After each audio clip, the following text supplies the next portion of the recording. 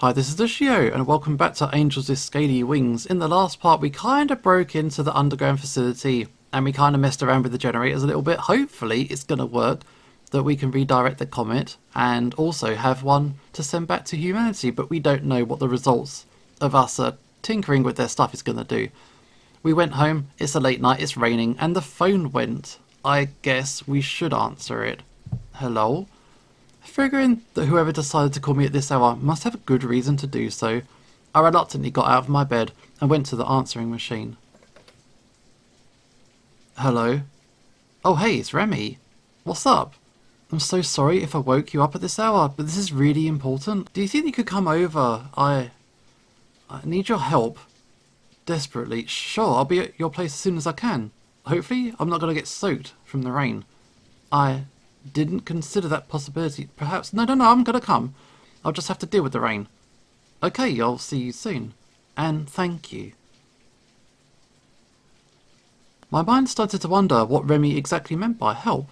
I first thought that it might have been some sort of injury, but I soon realised that Remy wouldn't be so reckless at night. I also tried to think about what Remy had whispered under his breath while on the phone, but since I didn't fully hear what he said, I had no idea. A lot of that phone conversation, I wasn't controlling the speed of the dialogue. I had to keep up, so some stuff I might have missed. I guess I'll find out soon enough. Remy, we're coming. Breathing in deeply, I gathered myself and darted into the rain. As I felt the heavy raindrops being soaked into my clothes, I could start to feel myself being weighed down. Despite that, I tried to find a route that would help me stay as dry as possible. After several breaks to try and let my body recover from the semi-sprints I did, I reached Remy's apartment. As I wanted to knock, I could hear a voice coming from inside.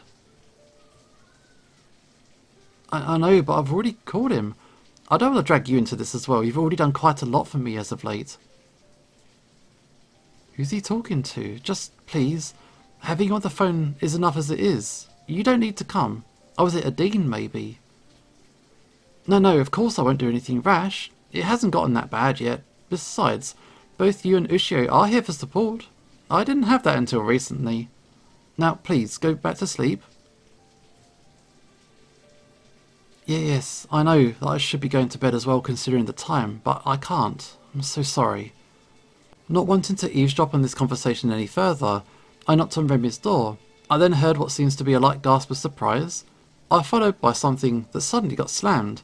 Remy's muffled voice soon emanated through the walls, but I couldn't make out what he said. Please, come in.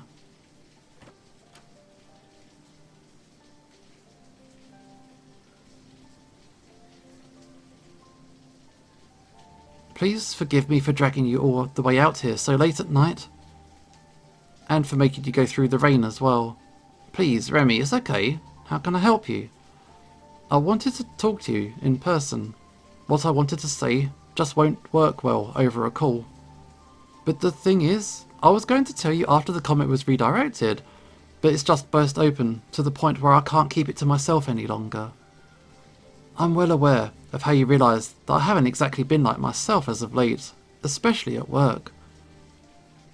Of course, you can't forget how suddenly my mood changed when you arrived while we were at the cafe with the dean the other day. I suppose that was the first warning sign? With that cake we made and how I acted so grim just before I shut myself in my bedroom, looking back at it now, it was such a stupid thing for me to do, even if all I wanted in that moment was to cry my heart out in my room, alone. Remember how I daydreamed when the dean took Amelie back to the orphanage at the end of our day at the beach? I just couldn't feel anything else but grief in that moment, knowing that I'll probably never get to experience that kind of bond that those two have for myself. Not to mention that you asked me what exactly was wrong and how willing you were to help. I told you that it's nothing to worry about, but, well, now we're here. Okay, I picked it up, so I was concerned. Wait, these were the things you were hinting at? Some things were more obvious than others, I'll admit. It wasn't completely obvious. We were just wondering. Then maybe I should have simply asked for help sooner, instead of being vague about everything. One needs to ask for help when they're ready for it to be the most effective that it can be. I suppose you have a point. But I digress. that isn't what I called you for. How do I put this? It's about Vara. Okay, I think I know where this is going. I know that we barely had the chance to know each other, but I grew very close to her in such a short time. In a way, she reminded me of you and Amelia. If it weren't for you, then I would have never considered going to the orphanage to take care of Vara or rebuild my friendship with the Dean. And with Amelia, well, after the 6 months would have passed and we would both move in together here, we had talks of becoming parents. We wanted to raise a hatchling to the best of our abilities and teach them about the world. With Vara, I could almost see that desire come into life once more, even if I was only helping out at the orphanage. But just as everything likes to play out in my miserable life, even that had to be taken away from me. Well, fate really is interesting. No, you're on the road to recovery. What life takes, life returns. You're on the road to recovery. Think about it like this. With all the support you have right now, you're slowly recovering from that dark pit you were in just recently. Sure, this is another bump in that road, but it can be overcome if we all cross over it. But what if I can't? You've made it this far on your own, so who's to say that you won't be able to with friends? Honestly, the fact that Remy even reached out is a huge step for this kind of thing. It makes sense, I think. I honestly wish that it just stopped here, but no, it gets worse. So much worse. Then please, if you're comfortable sharing, do so. I want to help you as best I can. Okay. Losing Amelia was rough. Because of my desire to keep our relationship secret, I couldn't have protected her from overworking herself. Now, think about Vara. She escaped to the orphanage and went to the portal to come to look for me, where she got shot by Reza. Just with Amelia, I couldn't have protected Vara. I couldn't have kept her away from the portal. I didn't keep her safe. And now, she's gone. Just like Amelia. Why are you blaming yourself if it wasn't your fault? How ironic. It's harsh. You did the best that you could have. We both couldn't have expected this. It's not your fault.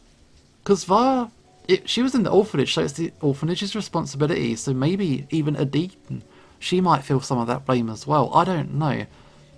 But it's not your fault. But it is. Had I not been so careless and made sure that she was well protected in the orphanage, she'd still be here. It was my neglect that caused her to escape. You're not her legal guardian. You can't do that. Still, losing Vara was a painful strike for me. Look at Adine and Amelie, for example. Those two are practically bound to each other. They spend so much time together, it's unreal. And then here's me. I tried my best with Vara, and when we started to get close, she was gone. Perhaps it's better that I never become a parent, if this is what happens when I get involved with children. I mean, it's not like you say hi to a child and they instantly get killed. Man, but then you're not logical when you're feeling in a funk like this. What prevents you from trying again? The fear of losing someone close to me for the 3rd time. Being stuck in fear of something hinders improvement. If you want to become better, then you need to break free from that fear. I just wish it was as easy as that. Unfortunately, Vara's passing isn't all that bothers me. I'm taking a shot in the dark and say that it's your work, right? Indeed. I don't think that I've ever experienced this much pressure in my life. I have this feeling that if I don't do everything perfectly as fast as possible, then the comet will hit and kill us all. It's as if all dragonkind is hoping for me to save them all. But what if I don't? What if I fail and cause millions of lives to be lost in an instant? I mean, if everybody's dead, don't worry about it. But it is harsh that it is left solely to Remy to do all the research and everything. Their future curses, their disappointments, their sadness, it all weighs me down. The amount of effort you've put won't cause something to go wrong? Are you afraid of losing Adine? It's not just you. Everybody has a share in this. Remember, the council is the one who's going to reuse the research. I'm sure they'll be able to adapt to anything that might not work out so well, making some of my research meaningless. I doubt that. Maybe some of that unused research could help in other ways. I suppose time will tell. Which opens me up to a new dilemma. I just realised the possibility of hurting a dean by overworking myself. Both you and the dean have told me several times now not to overwork myself by now, but I still do because I want to help as much as I can. Like how you told me after you left the hospital. Precisely. Yet here's the issue. I'm becoming like Amelia in a way.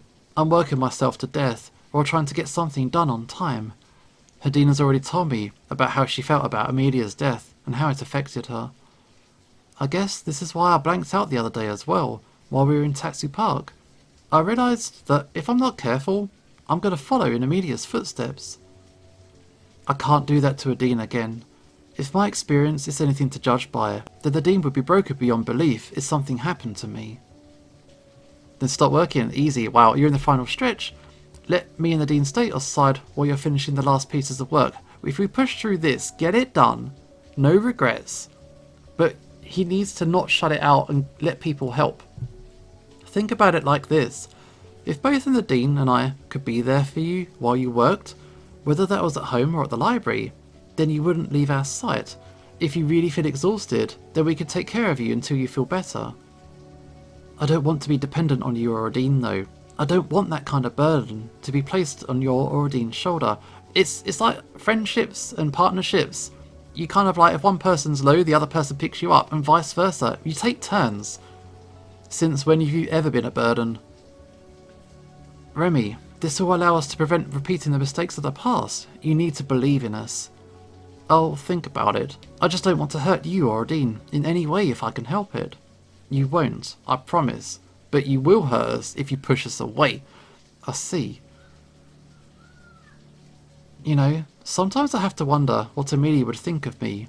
Would she be happy that I'm working for the council and doing research? Would she approve of who I've become? Would she even still like me anymore? Remy. Or would she be disappointed with me? How I'm overworking myself, I'm not learning from her mistakes. How I grew distant from Dean due to being stuck in an endless mental cycle of self-pity and guilt. How I couldn't have protected Vara. I'm going to have to shut you down right there, Remy. This isn't your rational mind speaking, and you know it. Why? Why should I, when I know that I'll never get the chance to have my answers to my questions? Because Amelia would have been proud of you no matter what? Because you're ruining all the help that you've gotten as of late with these thoughts? Holding tight to Amelia won't help you get better. She'd have been proud of you, man. Despite being stuck on a slippery slope, you've accomplished so much. Despite depression making your life a living hell every day, you managed to get a position to work on the council. You finally landed your dream job, even if Emra makes it difficult for you. On top of that, you're helping to save the world alongside an actual human, all while suffering from such mental anguish that getting out of bed in the morning seems pointless. Amelia would be so proud to see how far you've come while carrying such a heavy burden, and she would be so proud to see you getting the help that you deserve. Look, it's clear that you and Amelia cared about each other a lot. Do you really think that she would hate you for a few mishaps that could happen to basically anybody? I suppose she wouldn't. She would have stayed by my side regardless of what I went through. In fact, she probably have helped me with my research as well. Thanks. I needed to hear that much more than you might think. Remy seemed to have drifted in thought, leaving streams of tears across the edges of his muzzle. He wanted to say something, but held his breath and slowly shook his head. Suddenly, a loud knock at the door echoed throughout the dark room. Remy seemed to be spooked, yet surprise quickly turned to anxiety as he seemed to realise what had just happened. Okay, could you answer the door for me? I need to get something real quick. Remy quickly went past me and into another room, presumably his bedroom. Decided that I didn't have another choice. I answered the door. I'm guessing it's the Dean? Yeah. Oh, she angry. Where's Remy? He told me that he wanted to go and get something. I think he went into his bedroom, but I'm not certain. Did he really run off just as soon as I knocked on the door? Is something wrong? It's a complicated story, but let's check up on Remy first. Okay. Me and the Dean went through Remy's house and knocked on Remy's bedroom door. After no response, Dean decided to open the door after waiting for a few moments.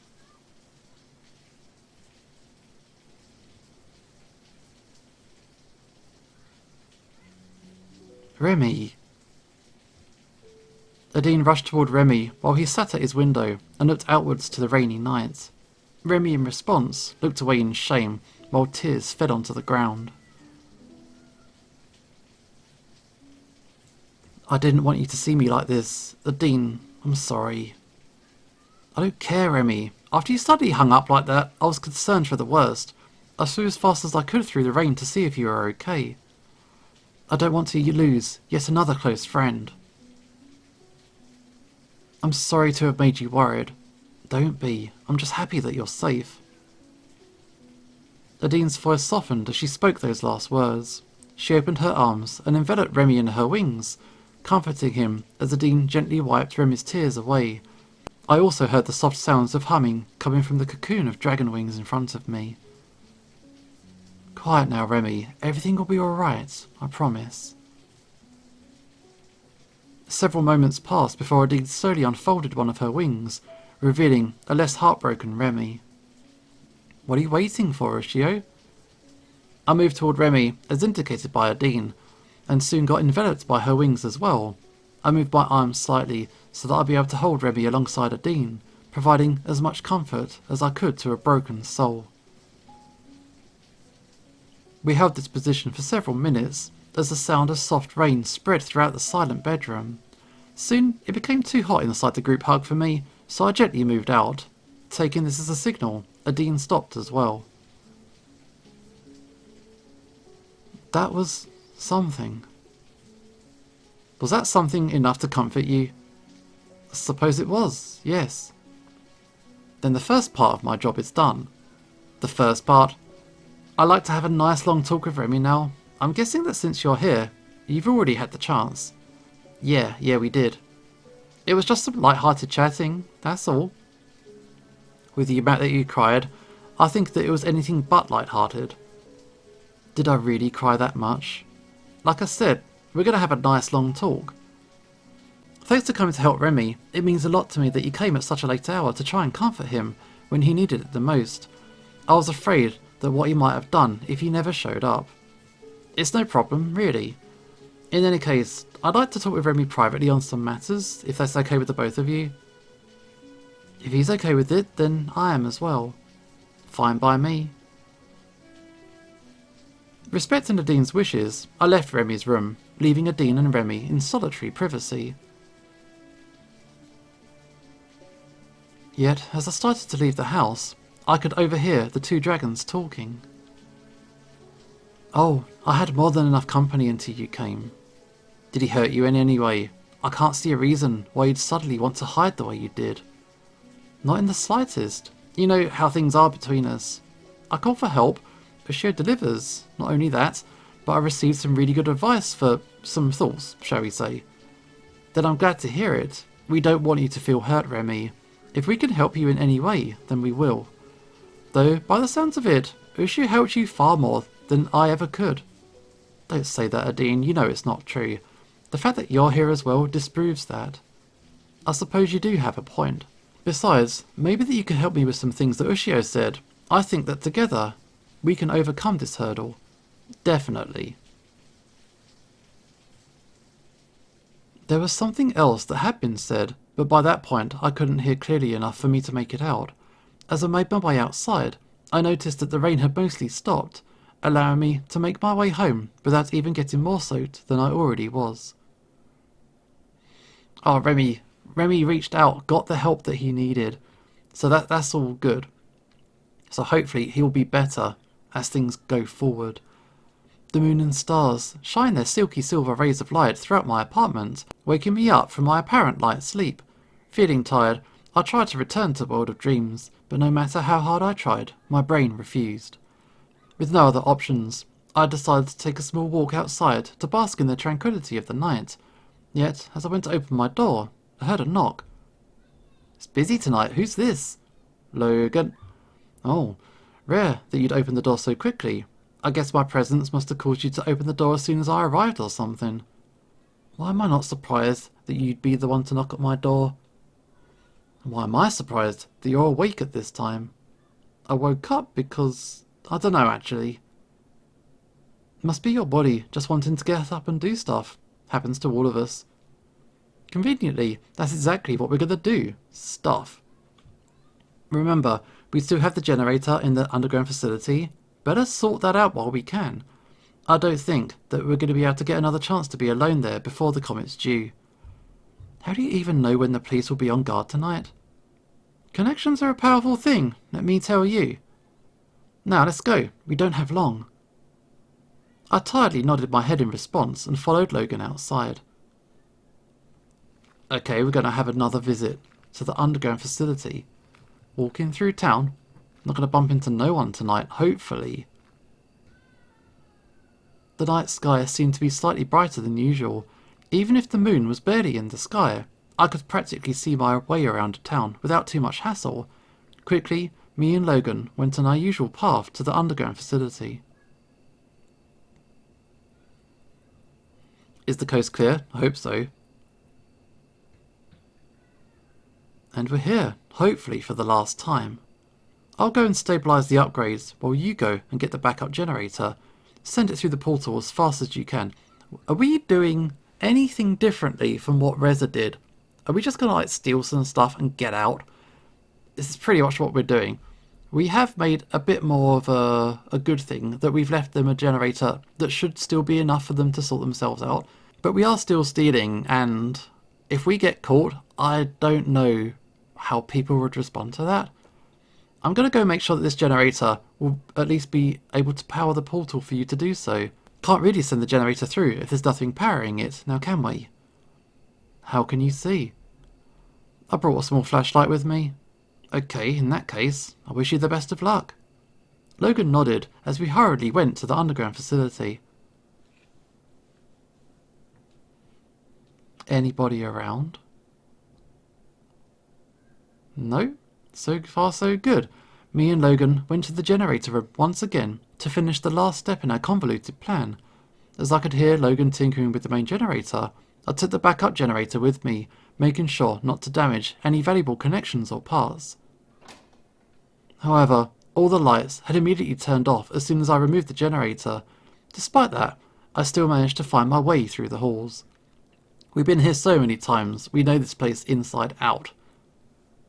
Making haste, I left the underground facility, keeping an eye out for anybody that might suddenly appear from the starlit shadows. With nobody on the facility, I put the generator on the ground and started the portal's routine. After pressing a few buttons, the portal turned on and sent the generator back home. Oh, we did it! It's finally done. I stood in silence for a few moments, finding solace in knowing that whatever might happen back home, everybody I knew would be safe, regardless if the worst were to happen. A sense of accomplishment rose within the depths of my soul as I walked back to Logan, taking pride in each of my steps. We stole something. We robbed them. As I saw the lights having turned back on, I knew that Logan had succeeded. Seems like a good job well done. Yeah, I could see that it's done, considering that the lights are back on. That's just a temporary thing. When I allow you to turn the portal back on, I needed to temporarily switch the lights on as well. Oh. Let's fully test the generator out together, shall we? Fingers crossed that we didn't just doom Dragonkind. You really have a way with words, Logan? Just as you have a way of pointing the obvious out. And, for the moment of truth. Logan connected one last wire to the generator and turned it on. Loud sounds of whirring could be heard, followed by something that sounded like a reaction of sorts, though I wasn't sure. I held my breath as the generator made more and more weird sounds. After a few pops, however, the generator ran as smoothly as it had before. Logan went over to the generator and checked on one of the panels. He removed a few external pieces, checked something that looked like a meter of some sort, and put everything back together again.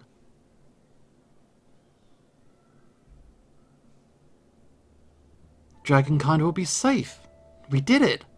I sharply let the held-up breath leave my lungs, and felt the cold, refreshing air of calmness fill my body. I can't believe it, Logan. We actually managed to pull through with all of this. It was one hell of a journey, that's for certain. Regardless, our journey yielded a generator that could produce almost 3 times as much energy as before, while we also scored some valuable stuff back home. Sure, I don't think that this generator's lifespan will be very long now, especially after the strain that it's going to endure soon, but it'll get the job done. As long as it doesn't explode, then everything is alright. Don't worry about it. I may like zapping stuff, but I've put in extra measures to prevent that from happening. The past version of me would have been very disappointed that I didn't at least toy with the opportunity of creating some funny electric arcs, but it doesn't take a rocket scientist to figure out that doing so would be one hell of a bad idea. Agreed. Now, how about we get the hell out of here for good? This place has caused me more than enough stress. You and me both. The two of us left the underground facility and went into the night for the last time. We talked for a bit as we went along the roads to my apartment, discussing nonsensical topics and unnoteworthy banter. All the way back home. As I turned to the path that's going to take me back home, Logan stopped me. How about you spend the night at my place instead? I just so happen to have an extra bed, you know? I mean... sure. Great, you're not going to regret this. Why do I already feel like I regret the decision? My place is a bit far away, so we're going to have to walk for quite a bit. You said it was close to the university, right? I still don't really know where in town the university would be though. You need to get out more often.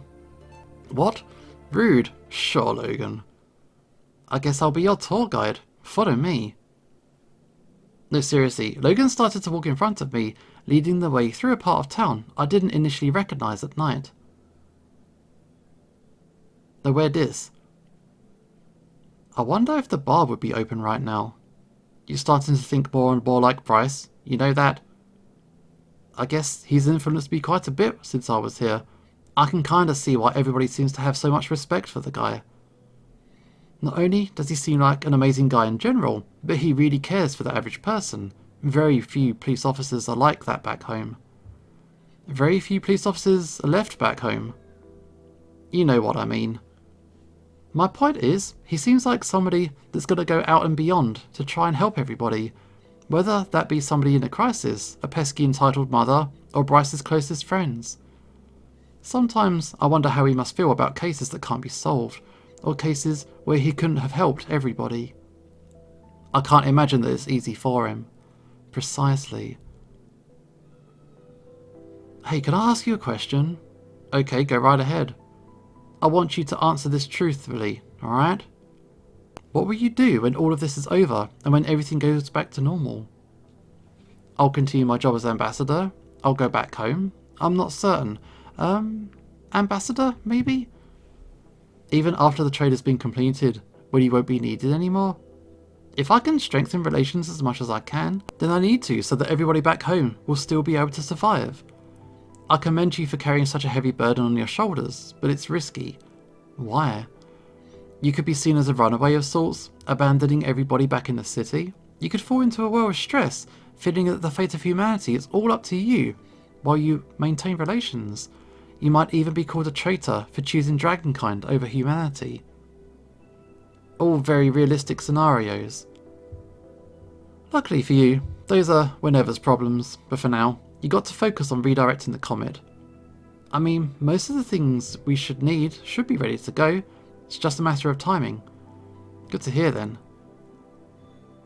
So, what about you? I'll be honest and say that I have no bloody idea. I could do anything from hanging out with Bryce to returning back home. Both of which wouldn't be the first time. And it probably won't be the last time either. But yeah, even if I do decide to go back, I'll probably go back and fall through the portal, as I have actual ambassador experience now. I guess we'll just see what the future holds, huh? I guess so. Well, we're here. Now you know where my apartment is. That's unusually large for an apartment, even if it is split into two. I thought so too until I stepped in. The place would be cramped as hell if an entire family lived here. But for one singular human, practically feels like a mansion. I guess it's probably due to how different buildings are built to suit different dragon types. That's my guess as well. After you, O esteemed guest. How noble. Your bed should be just down the hall on the left-hand side. Thanks. Night, Logan. Night. So we had that chat about what does the future hold? What do we want to do? Assuming that the situation resolves itself. Oh, is this where we are? Interesting place. I slowly woke up, initially being confused as to where I was, though I remembered that I spent the night at Logan's place after the fog of sleep had left my mind. Okay, let's get up. It's a nice place. Not wanting to lie in bed all day, I stood up and went to the living room. Strangely, Logan wasn't there. Did I actually wake up before Logan for once? I never thought I'd live to see the day. Well, I better get going to my apartment first, considering that I didn't bring anything along with me when I spent the night here. Okay, bye. I'll just leave him asleep, not even say goodbye. Okay, we're gone. Oh, hey Sebastian. What are you doing here? I was looking for you back at your apartment, but you weren't there. I figured that you might have spent the night here instead, or in your partnership with Logan. You need to come with me, please? I'm guessing Emera. You guessed right. Follow me, please. It's a long way from here. Okay, let's go. Have we been caught? Have we been busted? Hopefully we're fine. We walked through the slightly busy streets without speaking much to each other. When I looked at Sebastian, I could see that he appeared to be stressed, but he tried his best to hide it. Everybody in the police is stressed in this mod. Yet, as soon as we are away from all surrounding dragons, Sebastian broke our awkward silence. Today. Today? What? The day that the comet gets redirected? Oh, I see. Is everything in order then? As much as it can be. The council just needs a little time to get everything operational, as well as some general guidance from Remy. The poor guy almost didn't come, but luckily he managed to show up in the end. Why? What happened? From what I've heard, he overslept. Oh dear.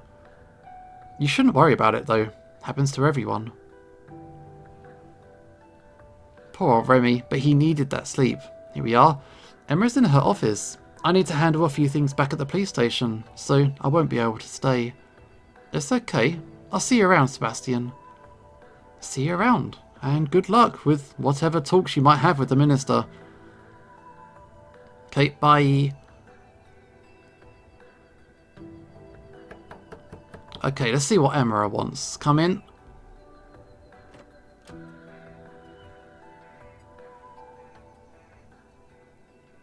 As I walked into Emera's office, I saw Remy talking with Emera while holding a file in her hand. Upon close inspection, I could see that Remy looked somewhat tired while he talked. Emera, as usual, showed barely any emotion while she listened. It took a while before the conversation was redirected toward me, however. Hello, Ambassador. My apologies that I didn't greet you as you entered my office. I was just finishing some discussions with my assistant here. The generator from the underground facility will soon go online, and once it does, we can start the redirection process. Have they not noticed that we've stole the backup? I'm sure it's fine. I'm still upset about the fact that there seemed to be a generator missing. Okay, yeah, they do know. Whoops, that was us. I'll have the police look into it once this is all over. I've told you this before, Emera. The other generator has enough power to cover the missing one. I know. This doesn't excuse the fact that the other generator is missing. Perhaps it's just a false report, and there never was a second generator in the first place. Quite frankly, I don't have the time to discuss this with you any further, Remy. I don't want to keep our other guest waiting. Of course. Now, for the reason I called you here, Ushio, you see, since you were the one that informed us of all this, I wanted to personally thank you for your service. Without your warnings, we would have never prepared for a possible disaster. I don't think it's wise to celebrate just yet. Shush, Remy. Don't you know that it's rude to interrupt someone while they're speaking to somebody else? My apologies. As I was saying, without your help, we would have been doomed. Yes, we've experienced several hiccups along the way, but we always managed to pull through. That's why, if we are able to successfully redirect the comet, will give you full citizenship of our world, as well as permanent ownership of your apartment. In addition, the council would like to reward you for your heroic deeds by awarding you a large sum of money, as well as building a statue in your honour in Tatsu Park. That's quite a lot of stuff. I'm truly honoured. I'm sure that having your name recorded in our history books as the one who saved our entire civilization would make you feel honoured. But that's only after all this is over. It would be pointless to reward you if we failed to redirect the comet after all. And for you, Remy, the council would like to reward you for your services as well. After much consideration of your actions, and I do mean much, the council has decided to give you an honorary position within the council body itself. If we survive, we'll need somebody to manage the relationship between dragonkind and humanity. Since you have the most experience dealing with humans thanks to your collaboration with Ushio, you'll be granted the position of Minister of Human Affairs. That is, if you're willing to accept the position. I'm truly grateful for the offer, Emira. Never in my life have I thought that I would actually work with the council instead of for them. I will forward your response to the other members. Oh, phone? Pardon me for a second. This is the Minister of Culture and Arts speaking. How may I help you? If it's ready, then contact the engineers at the power reserves. Do whatever you need to do according to the plan that the council's laid out for you. I wish you the best of luck. Goodbye. Okay. The generator's ready. Now we wait. Remy sluggishly walked to me and stood at my side while sitting down. He then spoke softly to me, enough so that Emira couldn't hear his words. If this doesn't work out... No, Remy, it will. You've done enough research to practically guarantee it. Thank you. It means a lot. Also, if it doesn't work out, we're going to blame Logan anyway. It's no problem. Do you think we can meet up at the portal after this? Sure. For now, let's just wait and see the results. Indeed. Everybody a bit stressed. Soon, another call came in. This time from one of the scientists directly responsible for the redirection of the comet. As time passed, he kept us directly informed of the progress that was being made, as well as all the energy reserves left. Minutes soon transformed into hours, as everybody sat still, waiting anxiously for the results. We heard updates about our power draining, but nothing about the progress of the comet. As I started to let gloom touch my mind, we heard news that the comet's trajectory was slowly starting to shift.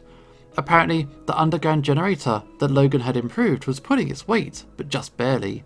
We heard reports of it struggling to keep up with the immense load that it had to deal with. Yet, after half the day had passed, we heard the news that the trajectory of the comet had changed to such an extent that it posed no more risk for dragonkind. The power levels, on the other hand, were so low that large portions of the emergency supply had to be used, leading to concerns about rolling blackouts having to be implemented. But whatever would happen, it could be done without the risk of extinction. After some general supervision by Remy and Emira, the two of them agreed on a plan for how dragonkind would be able to recover from their energy loss. Exhausted, Emira sighed a sigh of immense relief and dismissed both me and Remy. As agreed, the two of us went to the portal as the sun was setting. We saved the day. Nobody died. It's all good. It's all good. Yet, we weren't alone. We encountered Logan, standing at the portal's terminal just as we arrived. Hey, I didn't expect to see you here.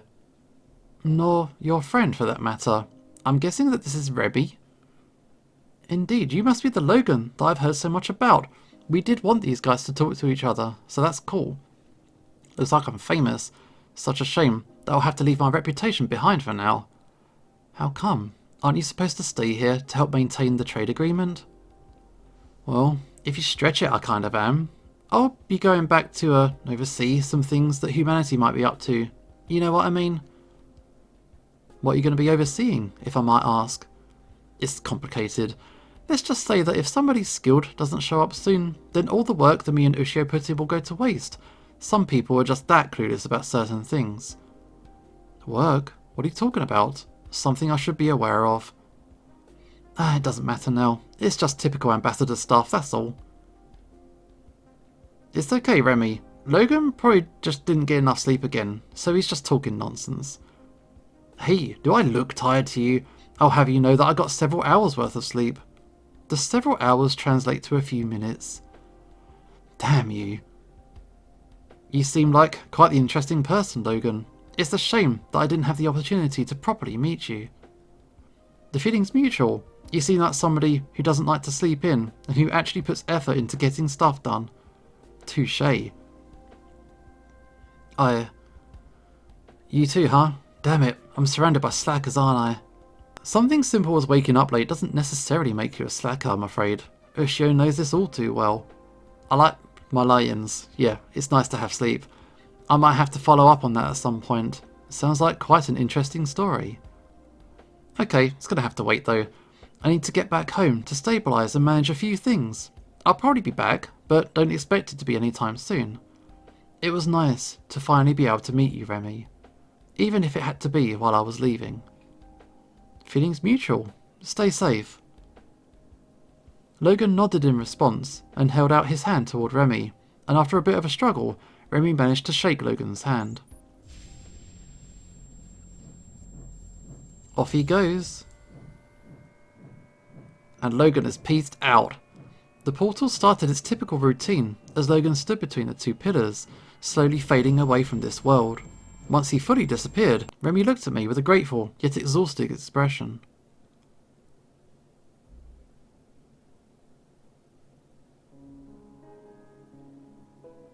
It's over. We did it. We did. I wouldn't have been able to do half the things I did without you, you know? And before you say anything, I'm serious. Even when I felt on the verge of giving up due to exhaustion, I pushed through. Your kindness just gave me the inner strength that I needed to make it to the end of the day. Remy, do you know why I wanted us to meet at the portal? Okay, tell me. It was here that Vara died, and it was here that I felt the agony of grief once more. It was here that once again I felt my soul be torn apart, where wounds on top of wounds formed, where guilt overflowed, and where I lost my mind. All in front of you, no less. But here is also the place where we first met, the place where I would meet the one who would save me from myself, the place that would kickstart my recovery, and of course the place where I can look back and say that all the suffering, all the torments, all the nights where I would stay awake and stare at the ceiling with tears in my eyes, longing for a future that I would never experience. All of that, it was worth it. Remy, I don't think I can express how humbled I am to hear you say those words. Despite you having gone through so much in your life, to hear that life has started to finally look up for you after so long makes me so happy. You don't need to express anything. I just wanted to tell you how I felt, that's all. Simply being able to speak and knowing that someone close to me will listen is a huge reward in and of itself. Sounds like a measly reward. Harsh, Hug. You're underselling yourself for the work you put in. You deserve far more than a simple conversation. Hugs. Then let me give you another reward. It really isn't necessary, you don't have to. Yeah, but we wanna. Interrupting Remy, I grabbed him and gave him a tight hug around his chest. Remy jerked back in surprise, but soon felt comforted by my embrace. After some hesitation, Remy unfolded his wings and wrapped them around me, protecting my back from the elements. Remy also started to move his tail around my waist to pull me in even closer, resting his head on my shoulder, and started to softly purr. We stood like this for several minutes, happily enjoying this special moment. Eventually, Remy unfolded his wings and let me go. Thanks, that was most certainly a reward. You certainly started to give better hugs, you know. Have you been practicing? Do I? I guess I just felt more comfortable returning the kind gesture. As long as you enjoyed it. I did. I know that this is a bit late and that the chance is slim, but would you like to get some ice cream? Just the two of us this time. I'd be happy to go with you. I'm guessing that you want that spaghetti thing again? Remy, it's called spaghetti, it's not spaghetti. I still don't know how to say it, but it's fine. But I'm glad to see that you're learning. Well, let's go before it becomes too dark. Lead the way. Katsuharu, we're coming! Get that ice cream ready. And that is the end of the mod. I think there are multiple endings. I think we got a pretty good one. So I think a lot more of the endings are going to be a bit more either plot involved or massively depressing. So maybe we can check those ones out on another video, but not for this video. This was a happy ending and everything was all good. So thanks to Cosford for making this one. Always a pleasure going through your mods, and I hope you enjoyed this as well. This is Usho signing. Oh, I'm on the credits there as well. I didn't even notice till just then. Thanks for the credit. And that is it for now. This is Usho signing off, and hopefully I will see you next time. Ending achieved. Blessed by Dragonkind, or Ending B for short. Congratulations for getting the good ending to The Last Hope. You and Remy surely have been spoiled thanks to your contributions, haven't you two? We got the good ending. All mod endings. Look, there's lots more endings. Okay, we're going to have to explore a bit more.